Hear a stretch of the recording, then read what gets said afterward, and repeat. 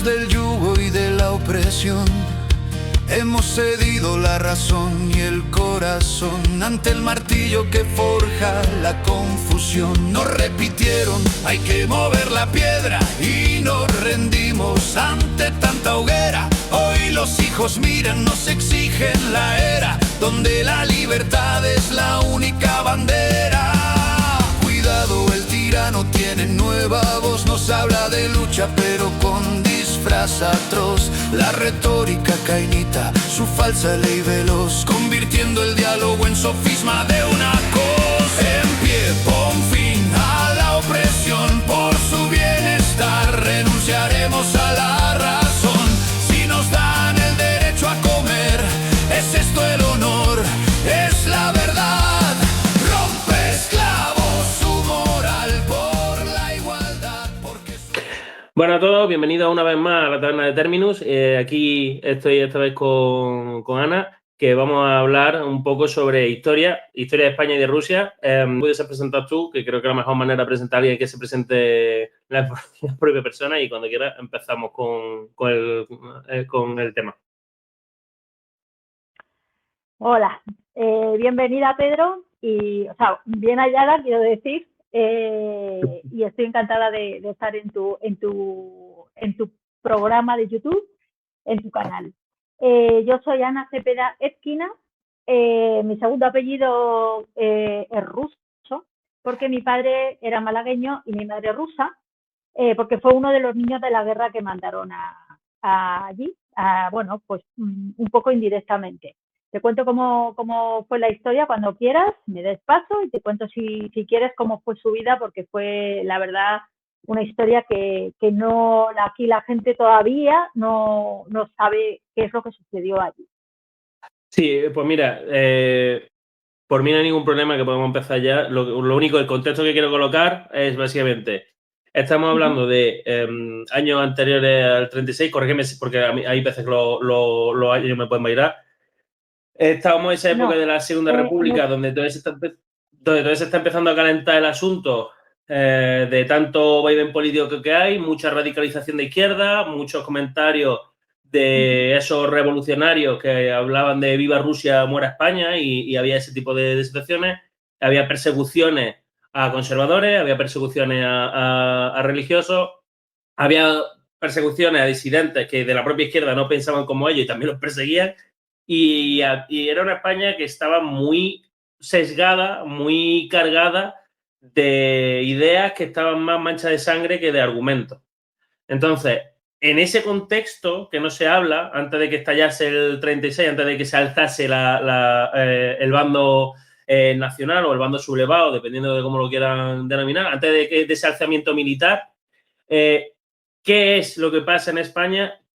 ¿Qué es lo que está ocurriendo con las relaciones con Rusia? Y cómo una persona acaba al otro lado de Europa en esos años, que no es precisamente sencillo el tener esos desplazamientos.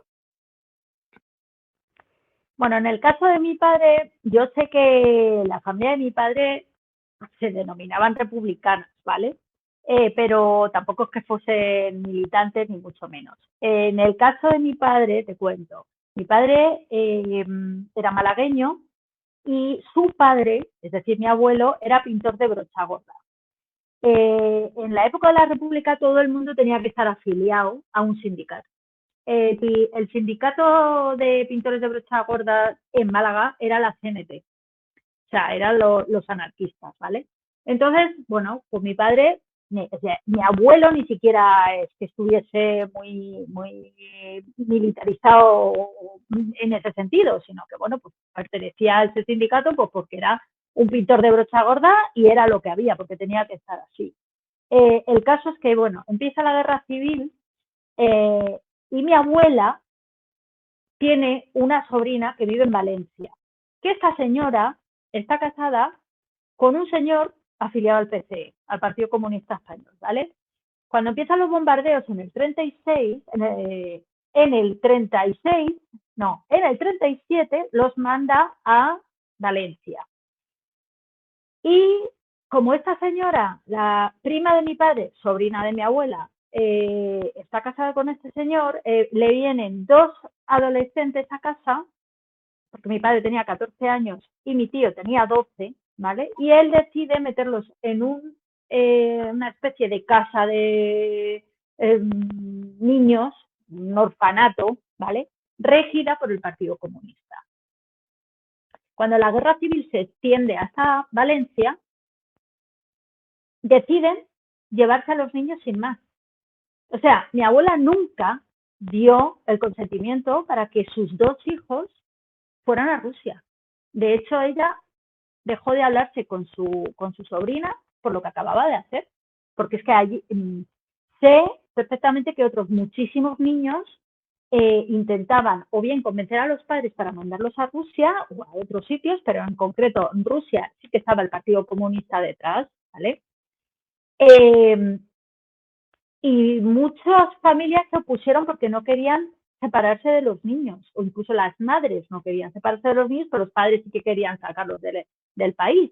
Entonces, incluso ha habido casos de niños que los han escondido cuando venían a por ellos, porque los cogían, venga, sí, que era lo mejor, que son 3 años, que son 2 años y pico, o que es hasta que acabe la guerra, que tal, que cual, y esos niños nunca volvieron. Volvieron 20 años más tarde, en el mejor de los casos. Mi padre volvió 39 años después, perdón, 29 años después, en el 66.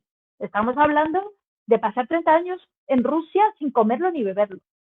Yo tengo una pregunta, perdona que te interrumpa, pero sí. ¿Qué sentido tiene en ese contexto de llevarte a los niños? Porque eso es una técnica que a mí me recuerda mucho a técnicas que se usaban en otra época.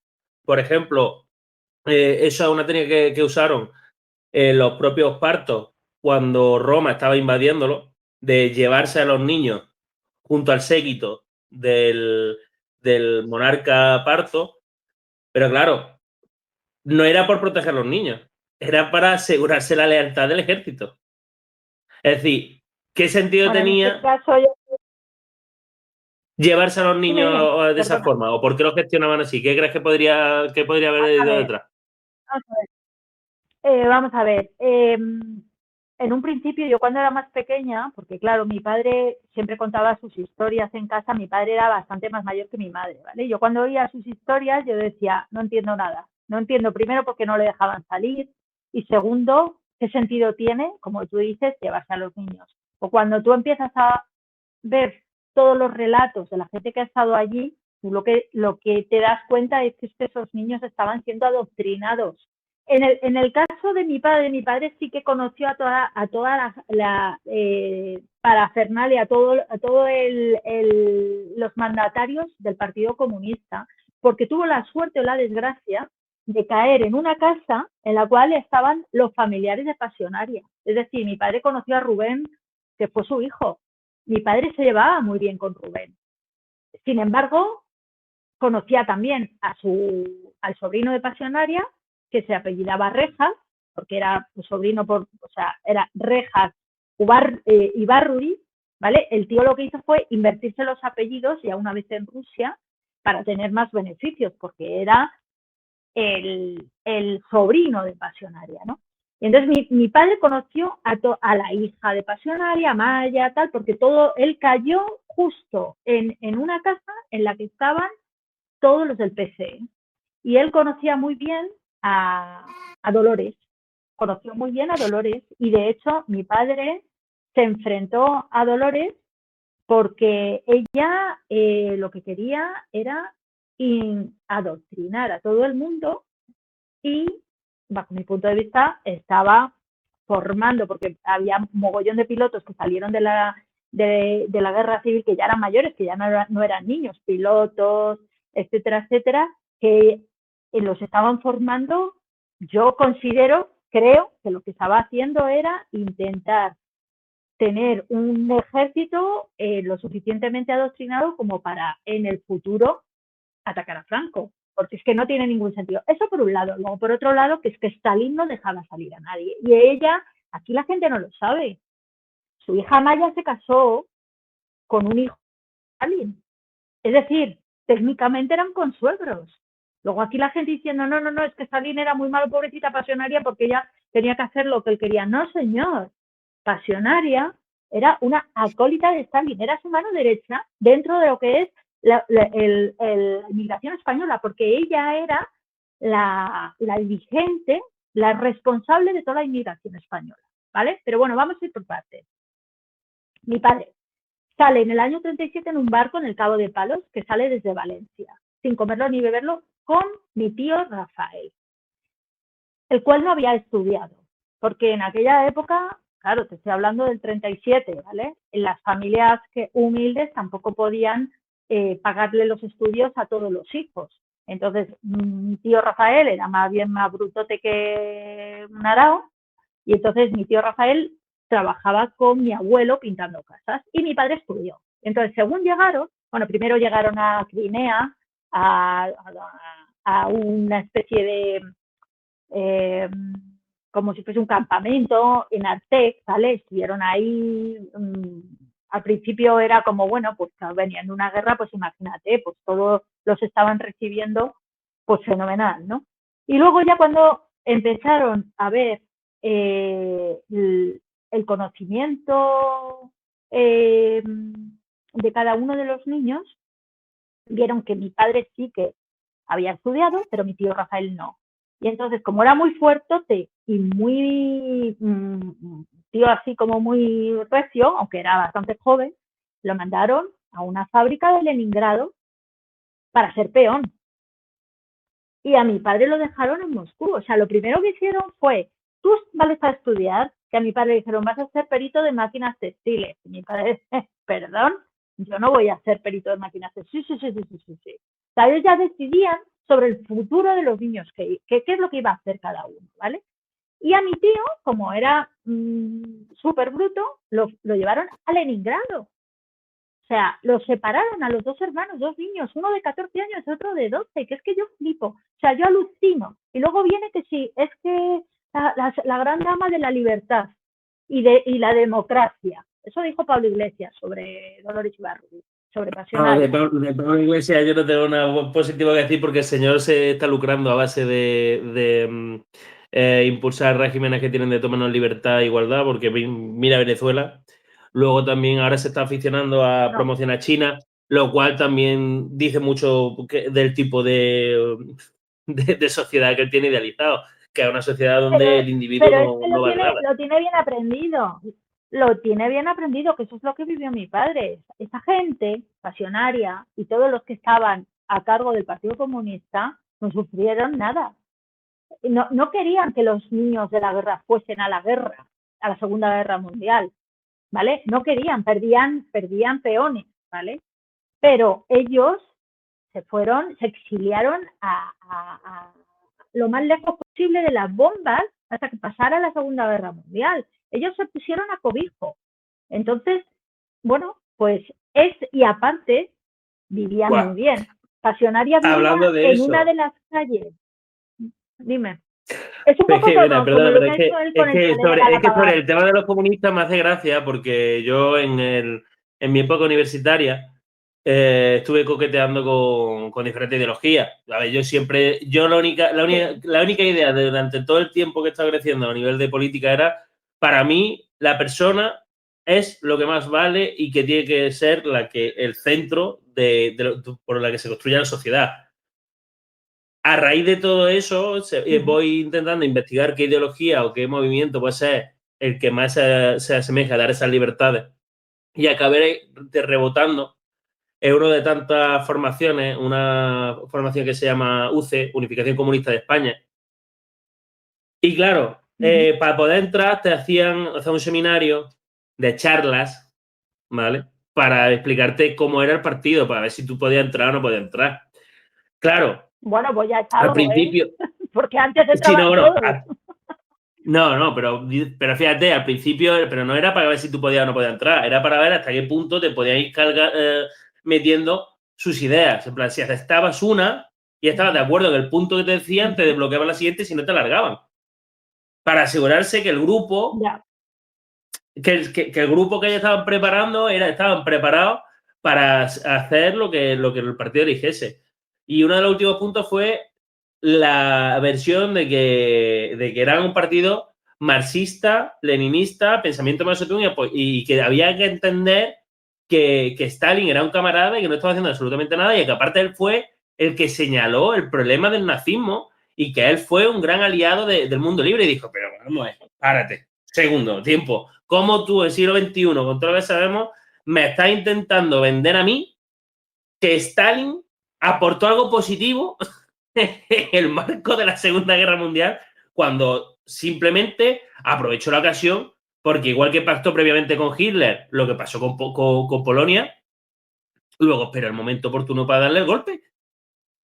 Pero es que el punto es que esas ideas siguen estando ahí. Sí, lo que pasa es que ellos se pueden defender, ellos se amparan en que fue el gran defensor contra los nazis, ¿vale? Ellos se pueden amparar en eso. Lo que no saben es lo que hizo Stalin dentro de Rusia, porque Stalin se cargó a 21 millones de personas y eran rusos, bueno, para empezar, Stalin era georgiano, eso para empezar, pero Stalin era un tarado que veía sombras por todos los lados. Cuando él ya estaba en el poder, ya estaba con la confabulación. A mi abuelo materno lo sacaron un día de casa, él era de Riga, ¿vale? Y se juntaba con otros a jugar a las cartas con la gente de su ciudad o paisanos suyos y quedaba con ellos a jugar a las cartas y tal. Bueno, pues lo sacaron y lo fusilaron. Sin más. Y no hace tantos años le mandaron a mi madre un papel reconociendo que habían sido injustos con él, pero bueno, pues no pasa nada, ¿sabes? A todo esto, a él lo fusilaron, ¿vale? Pero es que mi madre tenía 10 meses, mi madre ya estaba marcada, mi madre ya, como su padre lo habían fusilado por un comportamiento antisoviético, que todavía estamos esperando a saber cuál era ese comportamiento antisoviético, era que estaba haciendo una confabulación o es que estaba hablando de separatismo o vete tú a saber, si era porque sí, porque había alguien que a lo mejor ha dicho ahí hay 4 que se están reuniendo y ya está, a por ellos, los 4. Y luego el chivato también se lo cargaban, ¿eh? Ojo, es muy fuerte. Bueno, pues a mi madre tenía en el expediente una marca de que su padre lo habían fusilado. Eso significaba que mi madre ya, por ejemplo, no podía trabajar en Moscú, ya tenía que trabajar fuera de Moscú.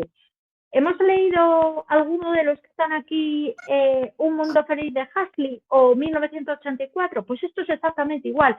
Alfa, beta, gamma, delta. Ya no puede ser alfa. Los alfas son los del partido, pero luego los que van por abajo, tú en el momento en que tu padre ha sido fusilado, aunque sí, justamente eso ya se demostrará años después, tú ya no puedes optar a las mismas opciones que el resto, ya tienes que ir mucho más abajo, ¿sabes? Entonces, es una sociedad tan sodomizada a nivel social que te vengan diciendo que esto es como tenía que ser porque todos tienen trabajo, casas me río yo, porque vivían 5 familias en una casa grande, las casas grandes que les habían quitado a los oligarcas o a los ricos de aquel entonces, que era lo que hicieron los bolcheviques, les usurpaban las casas, ¿vale? Y ahí se metían 5 familias. Y entonces eso eran casas del Estado. Si mal no he pillado el hilo, la cuestión es, tus padres son separados de sus madres, tu padre y tu tío, en el 37, ¿no? Y se lo llevan a Rusia, sí, con el pretexto de que estaban protegiéndolos porque los sublevados son muy malos, son cómplices. Sí. Claro. Sí. Luego, llegan a Rusia al principio. Allí los separan y él cae en una casa de niños en la cual hay familiares de la gente del Partido Comunista. Mi tío no, mi tío cae en Leningrado en una tal. Sí. ¿Y a tu tío se le pierde la pista en ese sentido? ¿Tu tío consigue volver, no consigue volver o no se supo nunca más? No, mi tío sí que tuvo contactos con mi padre, se veía muy poco, claro, no había las facilidades de comunicación que tenemos ahora, todo era por cartas y demás, se veían muy de vez en cuando, pero mi tío, cuando mi tío se alistó en la Segunda Guerra Mundial, estuvo luchando contra los alemanes, como mi padre, ¿vale? Pero mi padre es que salió del raíl. Esta parte te la tengo que contar ahora, te la tengo que explicar un poco. Pero mi tío también estuvo luchando, lo hirieron, le dieron de baja y años más tarde coincidió con mi padre, pero ya ahí lo estaba pasando muy mal, pasaba mucho hambre, porque lo que hizo la señora pasionaria fue encargarse de los niños de la guerra y de la inmigración española con el dinero de la República. Una vez que perdieron la guerra, ese dinero se acabó. Y entonces ya se lavó las manos. No los dejaba salir del país, pero tampoco les ayudaba a que encontrasen trabajo. Al revés, mi padre, como renegaba de ellos, porque mi padre se enfrentó a Pasionaria, mi padre era harina de otro costal, que era como le llamó ella a mi padre. Para empezar, porque su padre, mi abuelo, estaba afiliado a la CNT. Y entonces dijo, tú no eres del partido, tú eres harina de otro costal. Entre eso, que era muy contestatario, porque claro, mi padre llegó allí con 14 años.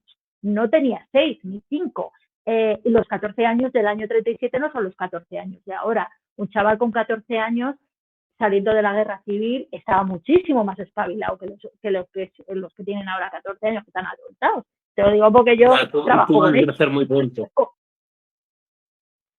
Tuve que crecer muy pronto porque al fin y al cabo en ese ambiente, sobre todo en la época esa, porque ya no solo eso, sino que es que desde que se instaura la Segunda República, España es un auténtico hervidero donde no sabes qué barbaridad te vas a encontrar de un sitio y de otro. Porque es lo que digo, que, a ver, el conflicto que yo tengo con las personas hablando de historia de España, bueno, hablando de historia en general, porque todo lo que sea ir a criticar algún tipo de ideología, en este caso la comunista o la de izquierda, porque todos son que están cortados por el mismo patrón, que es el Estado por encima de todo, bueno, como decía Mussolini. Han aprendido, sí. Claro, pero el problema es, bueno, yo el máximo conflicto que tengo con todo el de izquierda es que le digo, no, los muertos de la izquierda no se la echa a la derecha. Hitler, Mussolini eran de izquierda, porque tenían la misma mentalidad que Stalin, porque todos querían que todo se quedase en el Estado, con la única diferencia decía, yo no quiero una internacional, yo quiero un país grande, pero la única diferencia era ese matiz. Entonces, que no se confundan, es que no me puedo decir que es que la antípoda del comunismo es algo que dice yo no quiero una internacionalización, yo quiero solo quedarme en mi nación. Más allá de eso, cuando se analiza lo que pasa en España, la Segunda República es un tema tabú que te dice, no, bueno, se programa la República, pero no te dicen, no, cuidado, se programa la República por unas elecciones locales y no cumpliendo la normativa constitucional que se estaba dando. Entonces, ese gobierno, bueno, esa forma estatal republicana nace viciada ya de base. Pero eso lo han cogido de los países comunistas, es lo que te quiero decir. Tú te lees el libro y tú ves que son argumentos que se lo han aprendido y que no pueden osar lleven razón o no, da igual. Tienen que criticarlo. Una de las cosas que decía mi padre a los rusos, después de estar 8 años en el campo de concentración, en el Gulag, que a mi padre lo metieron ahí por intentar escapar, ¿vale? Metido dentro de un baúl, eso es una parte, si quieres ahora te cuento cómo sucedió, ese fue digamos, por lo que le condenaron, porque consideraban que era una espía. Mi padre les decía a los rusos, ya una vez que había muerto Stalin, que seguían así con las orejeras, seguían, porque lo habían ido mamando desde el momento en que ellos nacen. Es lo que te digo, a mi madre, su padre lo matan, lo fusilan, y mi madre de pequeña le preguntaba a su madre, ¿y papá? Y le decía, cállate, no puedes hablar. Entonces ya te están metiendo que ahí hay un tabú, que no puedes hablar de tu padre. ¿Por qué? Porque lo han fusilado por ser antisoviético, que era mentira, pero bueno, da igual, no puedes hablar de eso, ¿sabes? Entonces ese tabú ya te lo están metiendo. Yo también te digo que en una sociedad sana, que tú seas contrario a lo que hay no te significa que te tengan que marcar para quitarte de en medio. Porque Claro, tú puedes no estar de hacer un acuerdo con lo pensamiento que hay. crítico. ¿Lleva razón o no? Exacto. O Ya que tu está. punto de vista diga, bueno, pues qué tal, pero ya está. Mientras Pues que no le mi haga padre daño a decía, nadie, ¿sabes? mientras que no le haga daño a nadie y no vaya en contra de la legislación vigente, yo puedo pensar lo que quiera. Lo que me faltaba ya que te metiese en mi Pero cabeza ¿sabes? pensar por mí. Pero es que esto es lo que te digo, que esto es de dictaduras comunistas. O sea, el hecho de comerles al coco desde pequeños son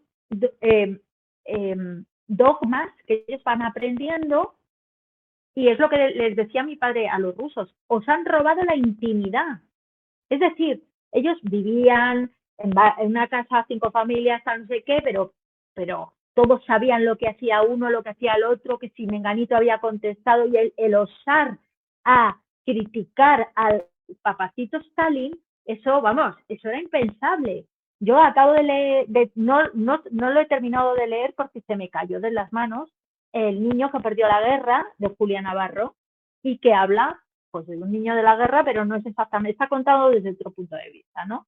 Y hay una escena en la que están todos hablando y están todos criticando a Stalin, y yo digo, pero ¿qué coño está diciendo esta mujer? Esta mujer no se ha enterado. Sí, vale, se podía criticar a Stalin dentro de los armarios, No podían hablar abiertamente de lo que hacía el gobierno, o de si nos van a reprender, o es que nos están escuchando, ¿no? Hablas más bajo. No.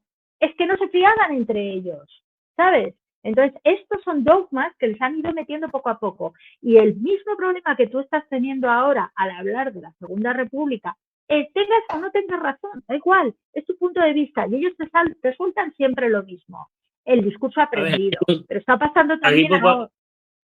Aquí puede parecer un poco pedante, pero sinceramente razón tengo. Es decir, jurídicamente hablando, históricamente hablando, los datos, los que tienes puesto encima es, fueron unas elecciones locales. En la vida, en un marco jurídico, unas elecciones locales pueden ser paso previo a un cambio tan grande como el Estado. De hecho, ahí está, en la época decían, no hay cosa más convulsa para un Estado que se duerma monárquico y amanezca republicano.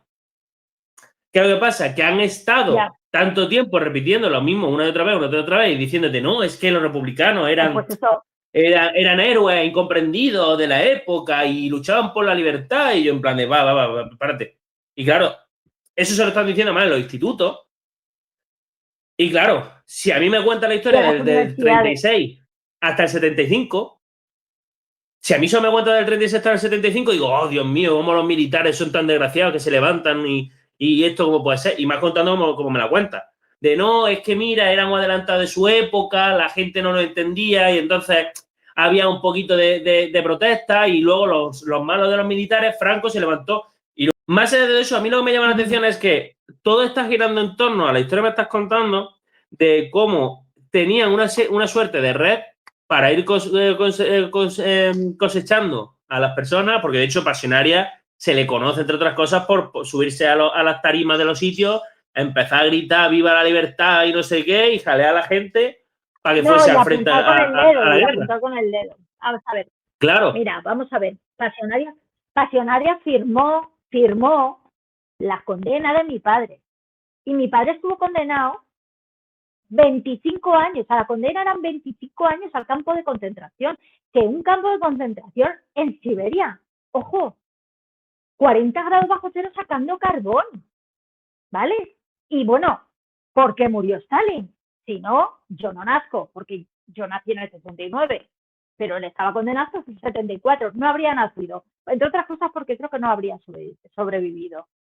Pero Pasionaria firmó, porque mi padre le tenía cruzado. ¿Por qué? Porque le hacía frente, porque él quería ser tenor de ópera, entre otras cosas. Y ella decía que no, que tú, perito de máquinas textiles, tú, aviador de no sé dónde, tú, no sé qué, o sea, disponía de la vida de los demás. Y mi padre dijo que ni de coña, que él iba a ser tenor. Y él se escapó del redil español, ¿vale? Se escapó.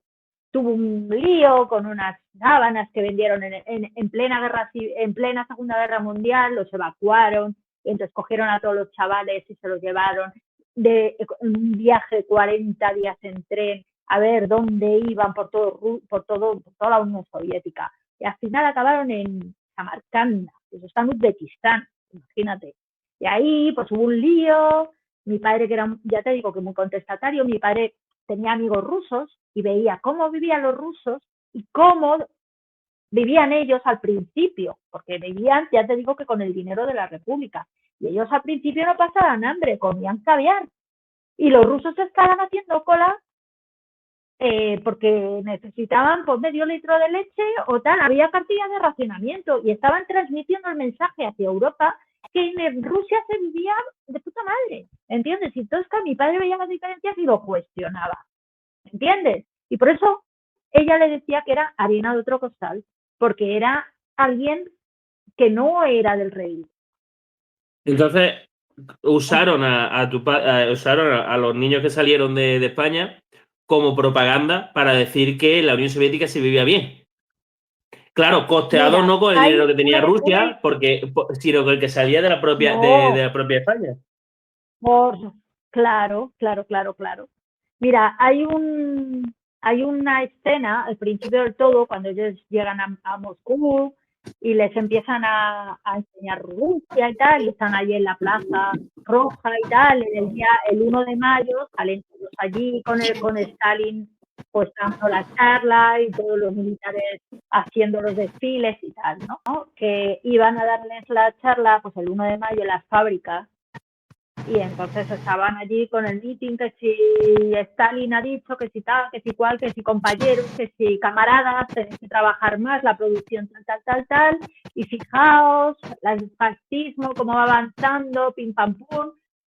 Y ahora vamos a recibir a nuestros pequeños de España que han venido aquí porque la gran madre Rusia, la gran madre patria los ha recibido y tal. Y entonces empezaban a desfilar todos los chavales en mitad de los trabajadores y sobre todo las mujeres que estaban allí trabajando, se les partía el alma, los cogían, los besaban, hay que producir más, porque hay que enviar dinero a nuestros camaradas en España para que sigan luchando contra el fascismo y tal.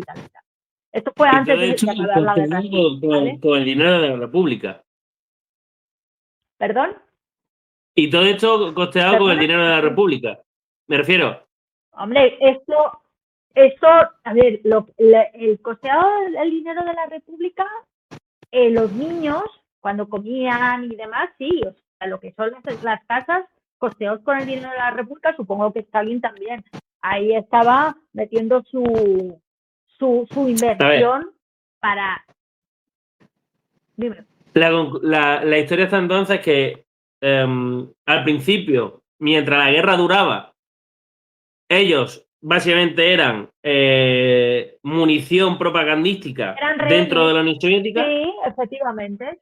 Sí, cuando la guerra se termina y ven que ya no tienen ocasión de tener manos en España, le dicen, pues ahora os toca ser ruso y los ponen a trabajar. Y es cuando los separan. Cuando acaba la guerra civil, hay muchos padres que empiezan a escribir cartas diciendo que quieren que los niños vuelvan. Mi padre tenía 17 años. O sea, mi padre lo convencen para que acepte la ciudadanía soviética. Y mi padre no quería, pero era como una presión constante. Fíjate la presión que tenían sobre ellos. Mi padre, por ejemplo, cuando había educadores que fueron con ellos, republicanos, que se fueron con los niños de la guerra, eran maestros, ¿vale? Españoles, se embarcaron con ellos y los llevaron a las casas a donde estaban ellos ubicados, ¿vale? Les daban clases de español, aparte les daban clases de ruso. Ellos seguían estudiando con los profesores, ¿vale? Y estos profesores, muchos profesores, cuando acabó la guerra civil, lo que hicieron fue, muchos querían salir, no muchos, pero algunos quisieron salir. Entonces, esos ya estaban marcados.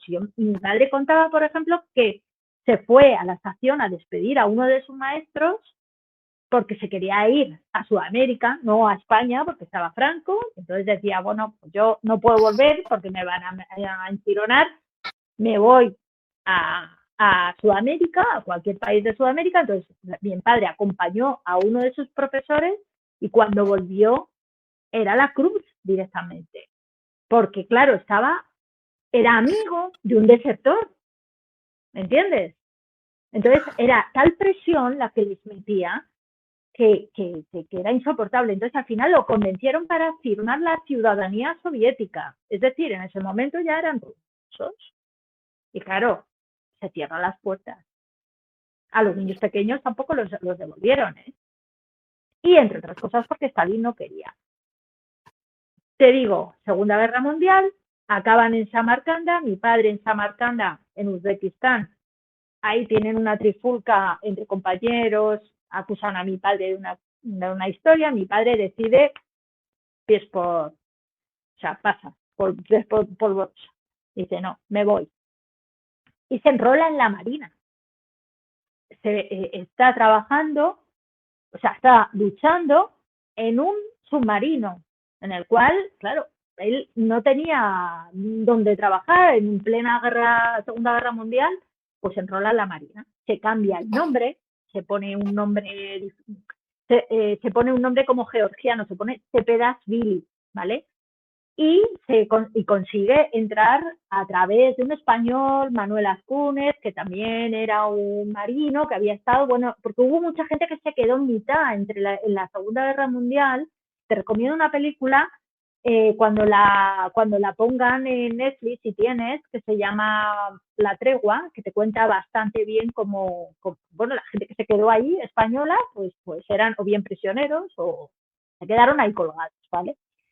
Entonces, bueno, mi padre se enrola en la Marina, se acaba la Segunda Guerra Mundial y él consigue ser tenor de ópera, porque él se había escapado de las clases cuando estaban al principio dándole clases y tal, que él querían que fuese perito de máquinas textiles. Él se escapaba y se iba al Teatro Bolshoi a escuchar cómo cantaban los cantantes de ópera y tal. Él quería ser tenor de ópera y él consiguió ser tenor de ópera. Él cantaba ópera, pero claro, como tenía mucho acento, porque él el ruso lo habló ya de muy mayor, digamos, porque él aprendió ruso, pero con 14 años no es lo mismo que con 6, ¿sabes? Entonces tenía bastante acento, encima malagueño. Y entonces, claro, él cantaba canciones napolitanas, pues eso, sobre mí, o sea, canciones típicas, ya sabes, o zarzuela y esas cosas. Y pasados los años, en el año 48, él le tuvieron que operar en el 47, le tuvieron que operar de la garganta.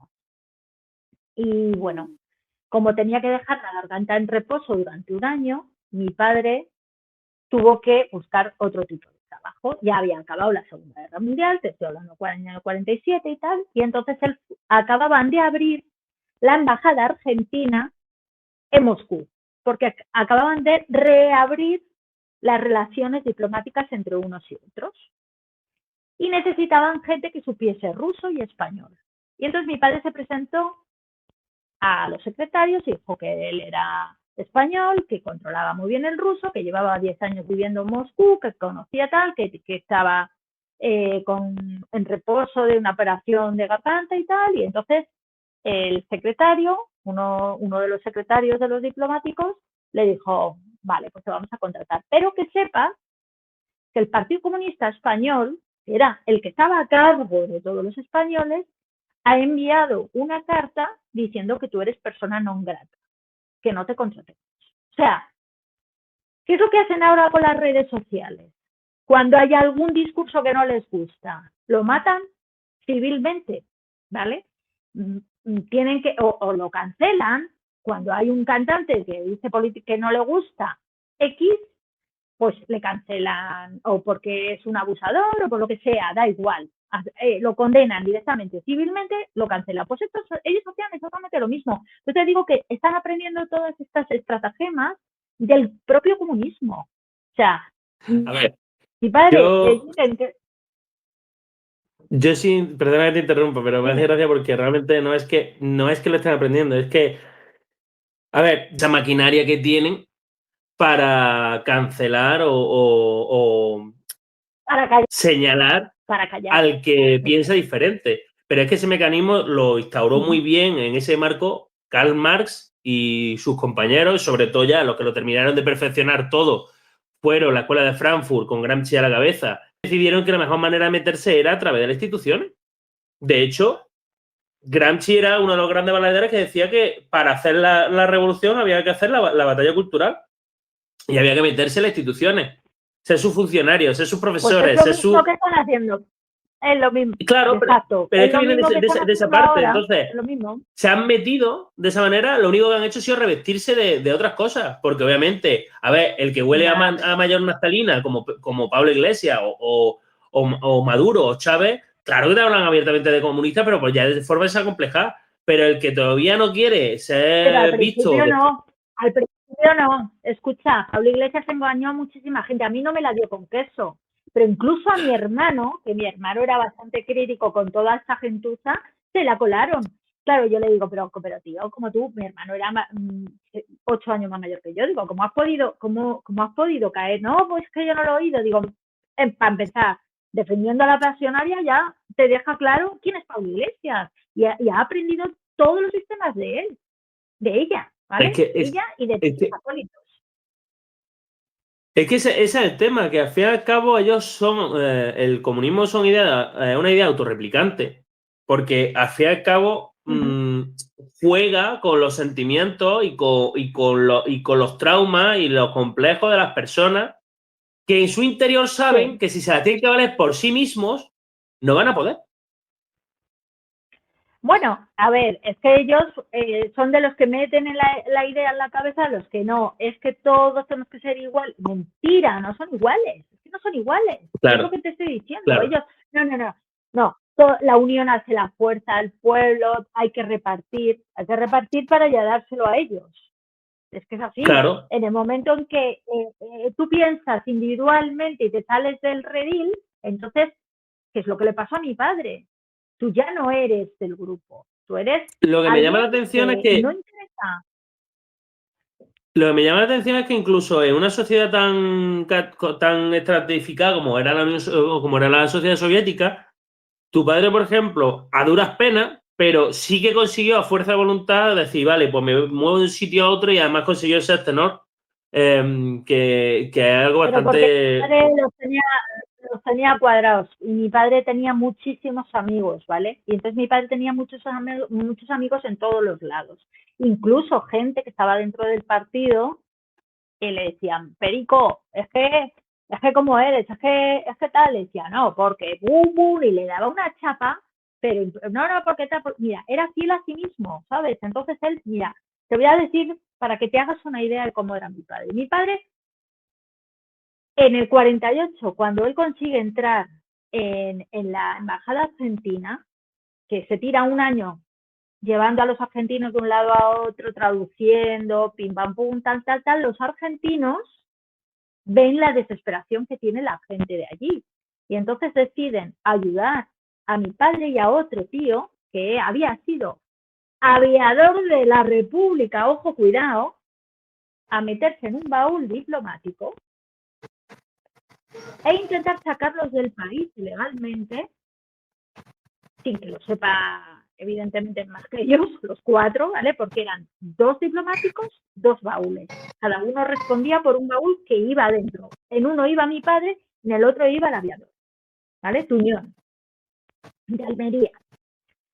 Entonces, intentaron sacarlos porque habían visto que es que no había manera de salir del país. Y lo que hacían era intentar salir hacia Argentina, ¿vale? Aunque paraban en Praga y en Praga lo sacaban. En un baúl diplomático, un 2 de enero del año 48, iban en pelota picada, porque tenían que pesar nada, ¿vale? Habían adelgazado incluso para que esos baúles no pesaran. ¿Cuál tiene que ser la desesperación de una persona como para decirme la juego y me voy de aquí? Mi padre lo único que quería era volver a Málaga con su familia, ¿vale? Entonces, tuvieron tan mala suerte que, te voy a contar, a Tuñón lo meten dentro del avión, que era un avión militar, lleno de militares, entra el diplomático. Mi padre no consiguió entrar en ese avión porque el diplomático se iba a quedar en Argentina ya definitivamente, llevaba mucha valija diplomática, mucho tal, y le decían que llevaba peso extra y que tenía que pagar en rublos. Y él solamente tenía dólares porque ya se marchaba de Rusia. Y entonces no le admitían dólares, ¿vale? Entonces le dejaron a mi padre 5 horas en un hangar en pelota picada un 2 de enero en Moscú, 30 grados bajo cero. Que el otro decía, yo pensaba que te habías muerto, ¿vale? Bueno, pero el otro Tuñón entró en el baúl, o sea, entró en el avión, dentro del baúl, el baúl estaba lleno de agujeros, habían estado entrenándose dentro y tal, que llevaban agua para beber, una bolsa para hacer pis, un arma, los papeles y papú. Pero lo hicieron, no sé si fue porque tenían un soplo, no lo sabemos, todavía eso nunca se llegará a saber, pero el baúl era un avión pequeño de militar, ¿vale? No iba en bodega, iba al final del avión, y en vez de estar así, lo pusieron de pie. Con tan mala suerte, lo pusieron de pie con la cabeza boca abajo. O sea, imagínate. Y empezaron a tapar todos los agujeros que tenía el baúl con más malizas. Y entonces el pobre Tuñón empezó a vomitar, en cuanto que salió el avión empezó a vomitar, perdió el conocimiento, se hizo pis. Bueno, fue horroroso. Y estando inconsciente empezó a dar golpes. Entonces, la azafata que pasaba por allí, en cuanto que, porque allí estaban muy mosqueados con los polizones, ten en cuenta que era plena Guerra Fría. Escuchó top, top, top, top, top, llamó al capitán, le dijo, aquí está pasando algo, bajaron en Kiev, en Ucrania, pararon, detenido el diplomático. El diplomático, en cuanto que vio que bajaban, cogió, se levantó y abrió el baúl porque estaba el otro a punto de morir. El escándalo que hubo cerrando la embajada argentina en el año 48 fue tremendo. Es tan tremendo que tú vas ahora mismo al Ministerio de Asuntos Sociales en Argentina, en Buenos Aires, y nadie te cuenta esta historia, ¿eh? Lo quieren tapar. No sé si con Milei a lo mejor pueden sacar esa historia ahora, pero fue brutal. Argentina, el drama que tiene, bueno, ahora está empezando a ver si ahora es cuando se va a ver realmente si Milei cumple lo que hablaba de que quería libertad o no. Por ahora tiene buena pinta porque está cumpliendo las cosas que está diciendo. Es decir, yo de hecho voy chequeando Argentina porque sinceramente, yo siempre he dicho, digo, yo también soy libertario. Y yo sí que creo en la libertad por la libertad y soy de los que piensan que el Estado tiene que servir al ciudadano, pero servirlo de verdad. Es decir, que el que tiene que marcar las pautas es la persona y no el Estado. Es decir, y yo sí soy de los que piensan que incluso temas como educación y todas esas cosas, que quien tiene que estar decidiendo las cosas es la propia persona y que se tienen que poner de acuerdo los individuos, no poner nada por encima de los individuos. En el sentido de que tiene que ser la herramienta. Y que las personas sean responsables. En ese contexto, Milei por ahora es verdad que está muy centrado en sacar la parte económica y va cumpliendo en el resultado. Vamos a ver si sigue. De todas maneras, la verdad que estaba muy limitado a nivel de votaciones hasta estas antiguas elecciones porque estaba con minoría. Ahora sigue con minoría, pero ya sí puede legislar sin que los amigos kirchneristas se lo reelegido, ¿eh? Se lo carguen, ya. Bueno, no ha sido reelegido. Lo que ha habido en Argentina eran unas elecciones de mitad de mandato en las que se renovaba una parte de las cámaras. Milei como tal no se estaba jugando la posición. Lo que pasa es que se tenía que ver si iba a conseguir en esa renovación de las cámaras más apoyo o no. Hombre, lo ha conseguido de vuelta porque creo que se ha sacado un 43%. ¿Qué significa? Que eso que ha ganado le ha permitido que haciendo pactos con todo lo que no sea los peronistas puede legislar. Ya los peronistas no le pueden boicotear su legislación. Entonces, ahora es cuando se va a ver realmente lo que va a poder hacer. Que de hecho él estaba contando con eso. Que si conseguía hacer que los peronistas no pudiesen tener los votos suficientes a las cámaras como para sabotearle y poder empezar a trabajar. Ahora es lo que toca. Pues estos últimos años. Antes, hace unos años, si les preguntabas al Ministerio de Asuntos Exteriores, no te daban No, sí, pero es verdad que Argentina A ver, pero son temas que no quieren hablar y también porque Argentina estaba en la misma cuerda. Ya. Sí, que el problema es que no nos hemos dado cuenta que Occidente no se ha dado cuenta que el problema de una ideología como la comunista es que es una idea sistemática. Y la idea sistemática, cuando consiguen implementarse, son las que más fácil se quedan en el subconsciente. ¿Por qué? Porque las personas que viven y crecen en ese sistema las van a ver como naturales. De la misma manera que una persona que nació... Lo van amando desde pequeño. Claro, de la misma manera que una persona que nació en el franquismo... Igual, pero que digo, que en ese contexto... Pero claro, yo lo que pasa es que pienso que la única manera de quitarte esas lacras intelectuales es debatiendo y hablando. Porque yo puedo respetar a una persona que me diga, no, yo soy comunista. Y yo te decir, vale, vamos a trabajarlo. Matízame, ¿qué es lo que buscas? ¿Cuál es el fin de todo esto? Vamos a ver qué está pasando. No vaya a ser que me vaya a contar a mí. Cuando te dicen, yo soy comunista, pero de Lenin, de Stalin no. Y dices, perdona. O sea, bueno, ya está. Apague, vámonos. Lenin no hizo nada. Si Lenin fue el que levantó la mayor... Es que da igual. Es que a día de hoy dice, es que no puedes sacar ningún líder de la izquierda que no tenga las manos manchadas de sangre. Lenin justificaba el derramamiento de sangre. Stalin ya ni te cuento. Trotsky también se las deseaba. Luego, y Pol Pot, que es el mayor genocida de la historia, porque se cargó a un tercio de su población. Sí. A un tercio de su población. Pero ojo, pero es que somos tan ignorantes que luego hay, yo qué sé, cualquier manifestación y te sacan la bandera roja con Stalin que dices, pero vamos a ver. O bueno, ya no te digo que la risión, que es en el Día del Orgullo Gay, que te ponga la banderita con el Che. O sea, cuando el Che es lo más Oye, eso tiene su justicia poética porque Che Guevara se tiene que estar retorciendo en la tumba, en plan de no lo habéis entendido. Pero bueno, el problema, fíjate que esto es el punto. Luego se están preocupando aquí en España de no, es que están creciendo otra vez los franquistas. Y en plan, no, espérate, que ellos están aprendiendo que si se toman los símbolos que vosotros solo estáis tirando como insultos, ya no son insultos y lo van a lucir. Entonces, has convertido a una persona que no está de acuerdo con tu totalitarismo en que piensa que puede coger cualquier símbolo, apropiárselo y darle... Y no, los símbolos son lo que son. Es decir, si tú te quieres vestir... es lo que decía Jiang Yanping, perdona porque no se me pronuncia bien el chino, que daba igual de qué color fuese el gato mientras que haces ratones.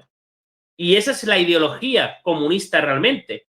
Que te da exactamente igual que sea un martillo, sea un puño levantado, sea lo que tú quieras. El comunismo es una idea sistemática, como el cristianismo, como el islamismo, como cualquier idea que viene a meterse de forma transversal en la persona para que vea el mundo a través de ese color. Y da exactamente igual el nombre que le ponga, porque va a ser siempre lo mismo, que va a tener un mismo patrón, que es el Estado lo puede todo dentro del Estado, nada fuera del Estado, y el individuo sometido al Estado. Y ya de ahí lo que tú quieras ponerle, ya te lo montas tú. Pero el problema es esa mentalidad. No, pero que luego a mí me sorprende. En el momento que tú piensas por libre, eres el mal. O sea, en el momento que tú individualmente tienes unas ideas, ya eres el enemigo del pueblo. ¿Me entiendes? Pero es que ese es el punto grave. Ese es el punto grave. Vamos a ver. Yo ante esas cosas siempre he planteado la misma pregunta. Vamos a ver. Cuando tú naciste, ¿estaba el presidente de tu nación en el parto? ¿Le debes algo al presidente de tu nación? ¿Le debes algo al político de tu nación? Porque has estado creciendo pese a ellos. Y has estado creciendo en el entorno que ellos te han dibujado. Más cómodo, menos cómodo. Pero es que no le debes nada. Ellos te lo deben a ti porque están sirviéndote a ti, se supone. Y esa mentalidad que tienen, porque es que fíjate, estamos hablando de una persona que estalló una guerra civil aquí en España y se lo llevaron porque querían hacer su propaganda. Cuando ya no le valía la propaganda, los pusieron a trabajar.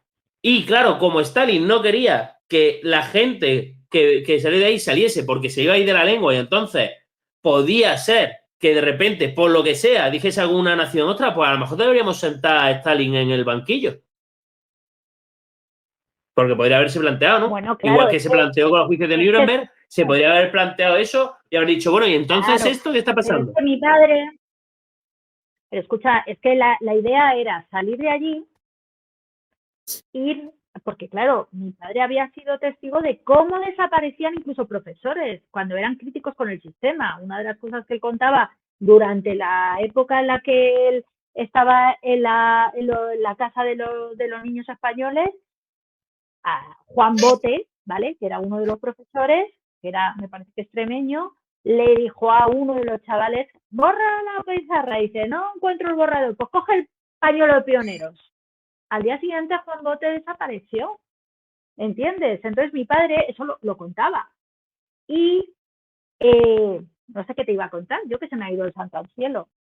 Yo tengo una pregunta respecto a esto porque al fin y al cabo le estamos dando vueltas al tema de la pasionaria, de cómo se estaba moviendo, pero creo que sería positivo que sacásemos la lectura o que fuésemos más blancos sobre negro sobre cómo se mueven las cúpulas o cómo era esa estructura de la cúpula, porque ya que tenemos ese testimonio de lo que pudiste rescatar, de esos partidos y de esa ideología para que se den cuenta, a ver si aquí vamos a sacar en claro, a la gente nos pueda ver, ya sean más o menos, cómo son replicantes esos mandos. Ya, pero tú ten en cuenta que aquí nos ha contado, mira, yo he estado en mis presentaciones de mi libro, al principio, en una biblioteca, la cual había habido un club de lectura y se habían leído el libro gente mayor, y se levantaron, yo no sabía que Pasionaria era tan mala, es que eso no es verdad, porque vino aquí, nosotros le trajimos, claro, y yo aquí como muy cauta, encima estaba mi madre se pone de los nervios, porque mi madre ha sufrido el estalinismo hasta muchos años después de estar en España. Hasta muchos años después, que te estoy hablando de que mi padre murió en el año 84, fuimos a ver a la familia un tiempo después, ¿vale? A mi familia rusa, y a mi madre la sentaron para saber qué es lo que había dicho el camarada Cepeda. Y eso es que no le dejaban ni en paz, ni después de muerto. Imagínate. Yo lo que en ese punto. El teléfono. En ese punto. Entonces, escúchame una cosa, no, espera. Lo que te iba a decir, que es que aquí la gente en España no sabe lo que ha hecho esta señora afuera. Entonces, toda la parte del comunismo se ha romantizado, ¿vale? ¿Por qué? Porque eran los perdedores de la guerra, eran los republicanos pobrecitos y tal. No, perdóname. Esa gente, allí, con sus propios compatriotas, fueron crueles y los mataron. No los mataron, que es que los dispararon, sino que los condenaron a los campos de concentración porque no eran obedientes. Y eran sus propios compatriotas. Y al que no lo perseguían. Es que es así.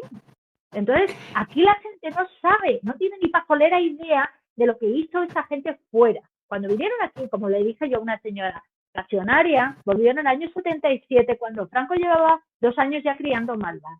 Y entró directamente al Congreso de los Diputados, a un escaño, ¿vale? Porque la transición había dejado hueco para ella y para Carrillo. Y en ese Congreso de los Diputados había un diputado del PSC, del Partido Socialista Catalán, PSC, el Partido Comunista lo prohibieron. Que se llamaba Francisco. ¿Perdón? Que digo que el Partido Comunista en la transición se lo cargaron. Al PCS lo ventilaron, lo pusieron como... No. como... Sí, pero te estoy hablando del Partido Socialista Catalán, ¿vale? Sí. Francisco Ramos era un amigo de mi padre, que luego fue del PSC, que lo metieron en el campo de concentración por ser amigo de mi padre.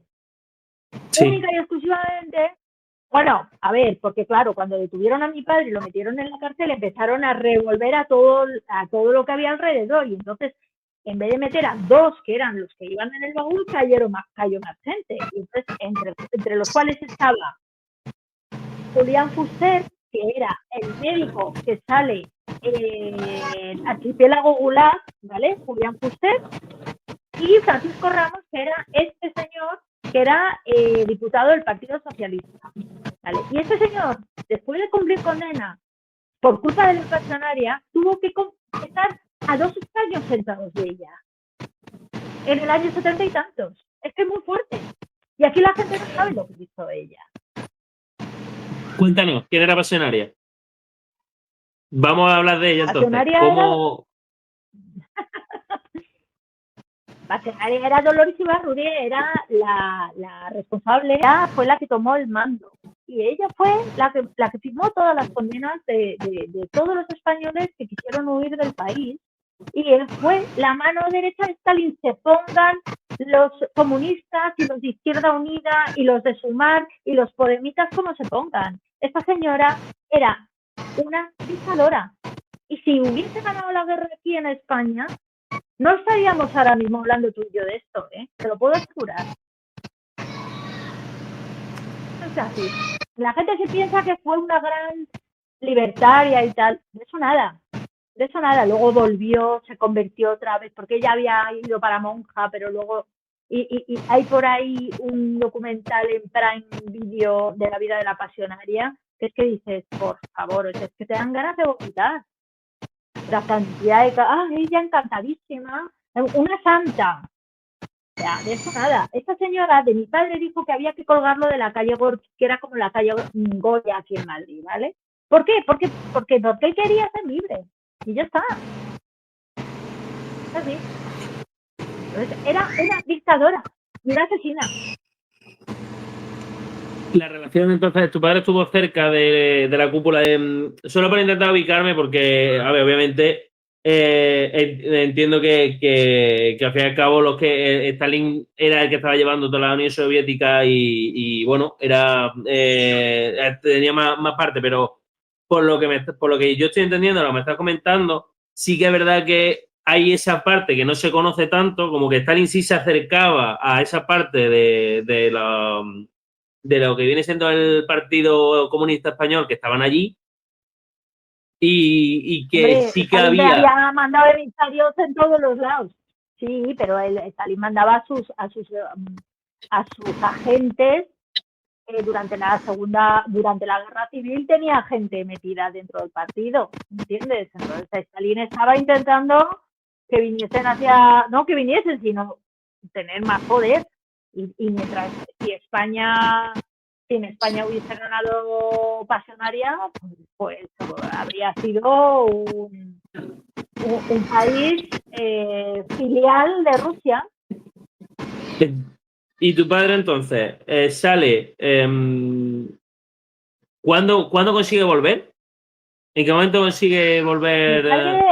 Mi padre lo condenan 25 años, en el 48 lo meten en la cárcel, cumple 8 años y medio en 2 campos de concentración, uno en Siberia arriba del todo, otro en Kazajistán, y sale en el año 56. Stalin murió en el 53 y a él lo liberan en el 56, porque los presos comunes salen incluso antes que los presos políticos. Lo liberan en el año 56 y llegó aquí en el 66. Se tiró 10 años intentando salir del país porque no lo dejaban. ¿Sabes cómo salió? Se presentó en el Ministerio de Asuntos Internos, creo que era, el Ministerio de Asuntos Exteriores, ¿vale?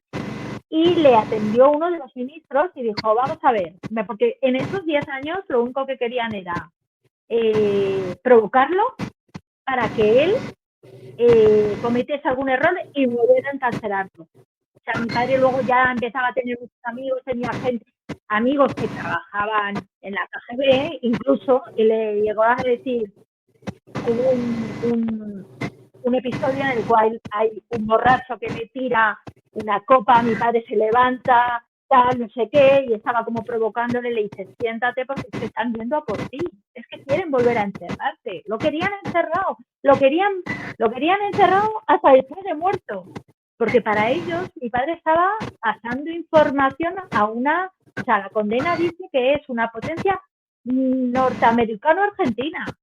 Mi padre fue acusado de espionaje. Pero espérate, él cuando ya lo liberan, ¿sabes cómo iba mi padre vestido? Con un sombrero de ala ancha y un bigotito. Y las solapas así subidas, y decía, ¿me llaman espía? Pues espía. Es que los tenía cuadrados, te lo digo. O sea, total.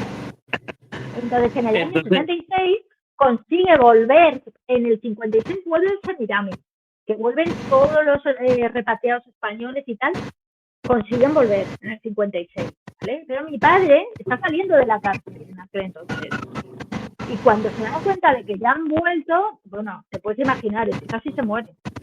Porque dice, ahora volver. Durante esos 10 años, conocí a mi madre, a mi hermano nació en Moscú y tal, y ya en el 66 dijo, hasta aquí. O sea, ya se presentó no sé cuántas veces y al final lo dejaron venir. Cuando lo dejaron venir aquí a España, en el año 76, una de las anécdotas que cuenta es que está en un bar y empieza a escuchar cómo critican a Franco. Empieza a decir, este cabrón, este no sé qué, este no sé cuántos, y mi padre dice, ahora va a venir la policía y me va a meter a todos en la cárcel. Y ahí no pasaba nada. Entonces, a mi padre Franco le parecía un niño de teta, al lado de Stalin. Me hace gracia porque, a ver, yo critico el modelo de la transición, de hecho lo estuvimos hablando el otro día por WhatsApp, porque había críticos respecto a este sistema, como por ejemplo Trevijano o por ejemplo Julián Guita y otros pensadores que decían esto no es democracia porque estamos compartiendo las mismas bases y pasa esto y esto. Y dice, hombre, pues se puede ver algo. Pero por lo menos había una cosa y era que había un consenso de verdad donde los de un lado y los de otro entendían que había momentos en los que se dejaba el circo para atender cosas para que funcionase el país. Ocurrió que llegó Zapatero y dijo, vamos a sacar rédito de todo lo que tenía que salir y hemos vuelto. Y estamos repitiendo los mismos derroteros. Yo en los años 80, yo tenía amigos que eran súper fachas y estaban en la misma banda con gente que era súper comunista y nos íbamos a comer bocatas a la fiesta del PC y no pasaba nada. Pero es que ahora tienes que ser de un bando o de otro. Claro, es que es así. Pero es que yo, por ejemplo, me acuerdo que en 2012 podías sentarte en la terraza de un bar a hablar de lo que fuese, sin tener la preocupación de que te fuesen a decir cualquier cosa. A día de hoy, a mí me escuchan más de una de mis opiniones y poco menos que me piden cárcel por delito de odio. Y no por nada, sino por coger y decir que me parece todo una barbaridad hasta el punto que estamos llegando. Pero lo que me llama la atención es que tu padre llega aquí, ve el percal que hay y dice, bueno, al fin y al cabo viene de dictadura a dictadura y tiro porque me toca. Pero claro, dice, vale, no es la misma presión. Él venía con el nivel hasta aquí diciendo, Dios mío, estaba hablando mal del líder, va a pasar algo. De repente dijo, no, que no pasa nada, que aquí se le puede insultar y no pasa nada, por lo que sea. Y tu padre, claro, él se queda aquí, ve la transición y qué cara se le puede dar a tu padre cuando vuelve a ver a la amiga Dolores sentada como si fuese un fantasma del pasado en el hemiciclo. No, o sea, mi padre con Dolores, pero no solamente eso, cuidado, es que hubo muchos repatriados, compañeros suyos, que eran los que sí se adaptaron, porque mi padre no se adaptó, pero hubo gente que sí se adaptó. Entiendo que era gente más joven que no tuvo más remedio que adaptarse, que no era todo el mundo tan tocahuevos como era mi padre, vale, pero esos repatriados cuando volvieron aquí, a mi padre no le hablaban, seguía siendo la oveja negra, seguía siendo el espía, seguía siendo el fascista. Y el fascista, allí era fascista y aquí era el rojo, ¿sabes? O sea, bueno. Pero con Dolores, él decía, si ella hubiese ganado la guerra, ahora mismo esto hubiese sido tirana, ¿sabes? Esto es el problema de gente que se pensaba que ellos eran intocables o inmortales. Porque a lo mejor se pensaban que realmente Rusia se iba a meter en España como si le fuesen a dejar. Bueno, no lo sé, no sé lo que pensaban. Lo que está claro es que sí que han conseguido calar mucho mensaje en muchísima gente. Yo te digo que todavía hay mucha gente que sigue pensando que aquello pues, era el paraíso. O sea, el libro, lo voy a sacar, voy a hacer un poquito de publicidad. Sí. Adelante, sí. Sí, aparte, yo siempre agradezco. Esta es la tercera, esta esta es la tercera edición, ¿vale?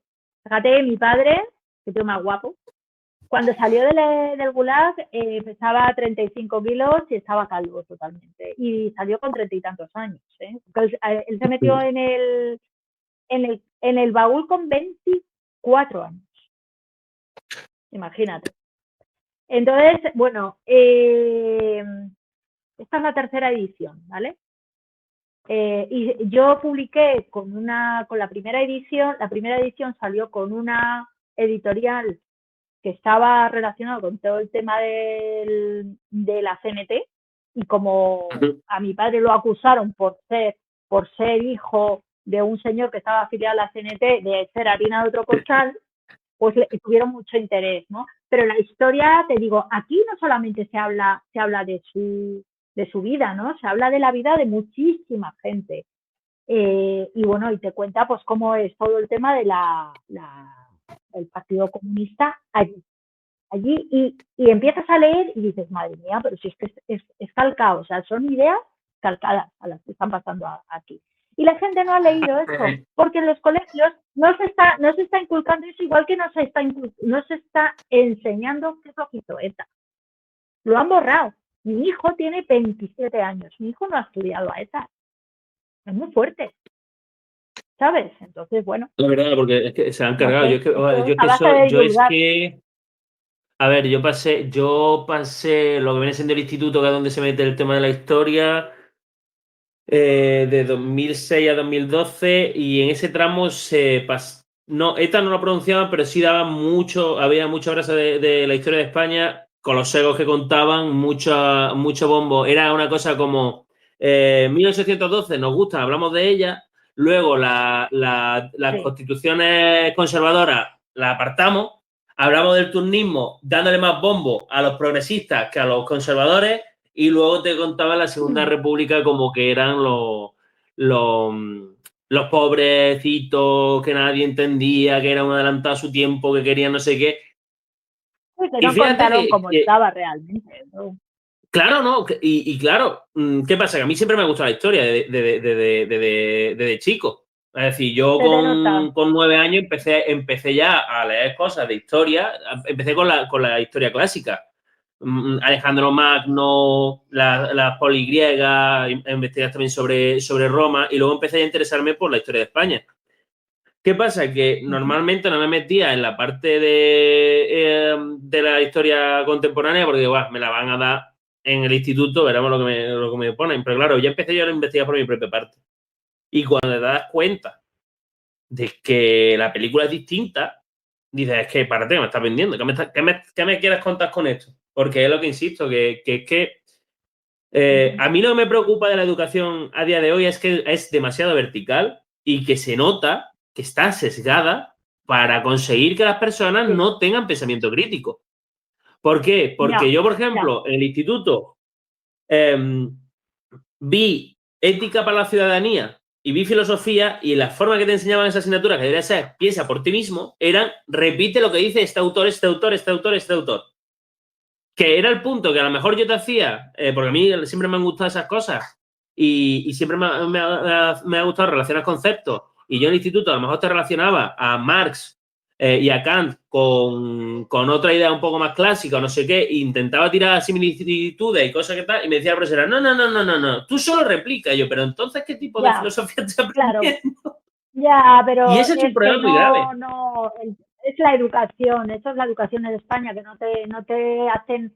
Yo trabajo en un colegio británico y el sistema de bachillerato internacional sí que o sea, ellos tienen el sistema británico, y los 2 últimos años hay gente que coge bachillerato internacional y utiliza mucho pensamiento crítico.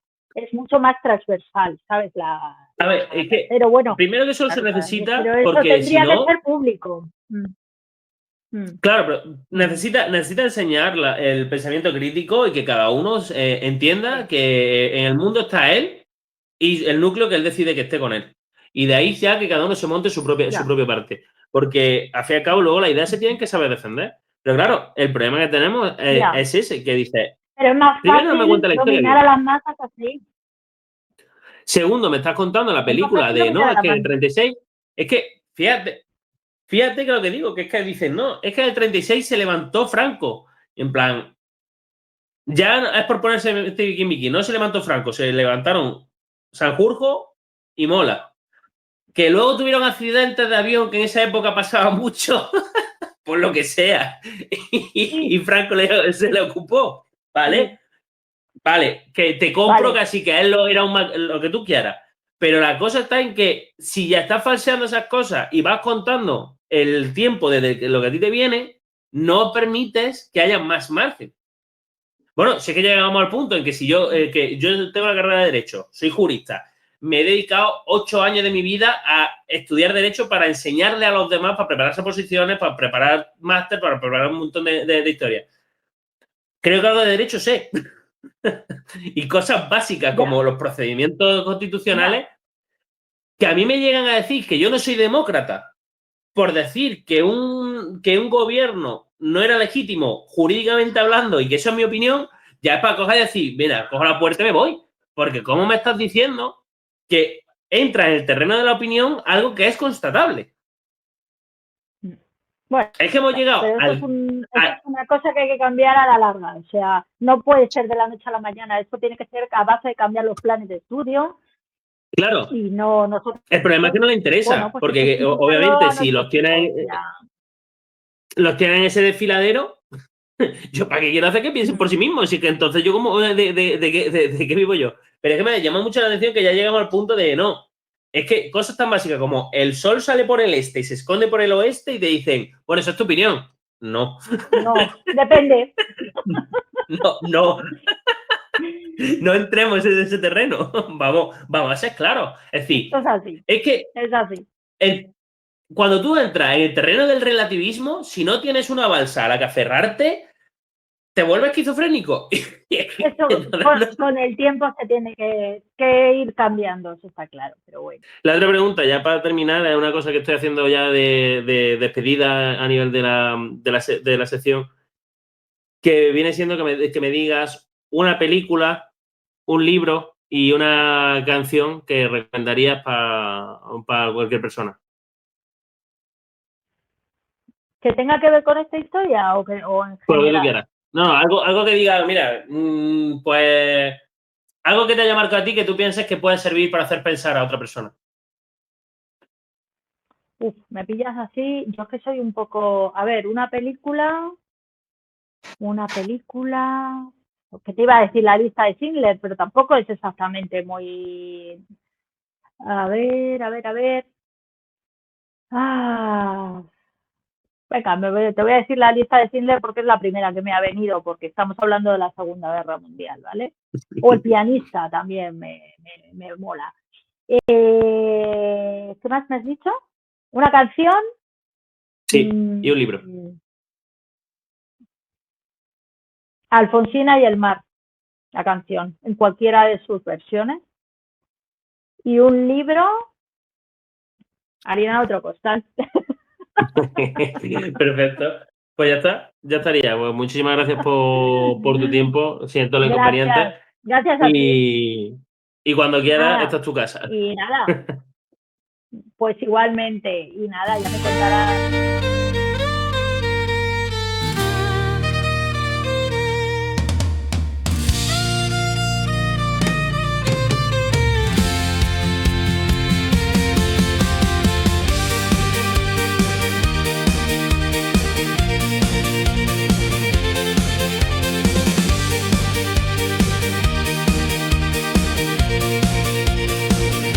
Arriba intelecto en rebelión, hartos del yugo y de la opresión.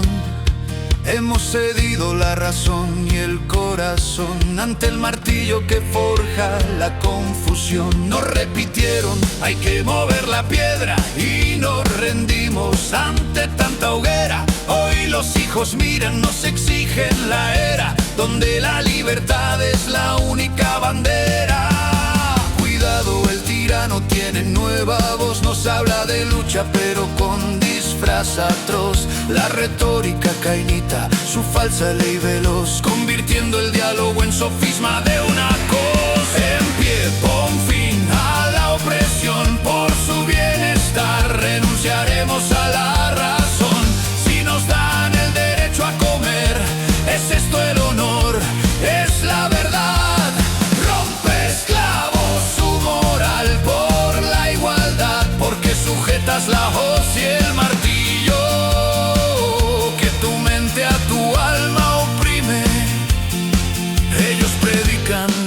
batalla cultural para sembrar la envidia y el juicio moral. El falso dilema, su arma principal, nos obliga a elegir lo que ya está fatal. Que no te engañen, la tiranía se viste de falsa ley. O te defiendes como libre o aceptas a su rey. Da igual que lo nombre Dios, solo votes, no deja de ser un tirano que con sus mentiras tu corazón corrompe. Y es que para abrazar la libertad primero hay que despertar y ser críticos y cumplir con nuestra propia voluntad. Nos prometen la nueva ciudad si entregamos la propia dignidad. Que la libertad es para quien obedece y que el sofisma al final siempre prevalece. En pie, pon fin a la opresión, por su bienestar renunciaremos a la razón. Si nos dan el derecho a comer y nuestro intelecto, ¿dónde quedó ya? Rompe, esclavo, su moral por la igualdad, porque sujetas la hoz y el martillo que tu mente a tu alma oprime. La vida es compleja en la naturaleza, solo hay una ley: o eres libre o abrazas la bola que oprime tu estirpe.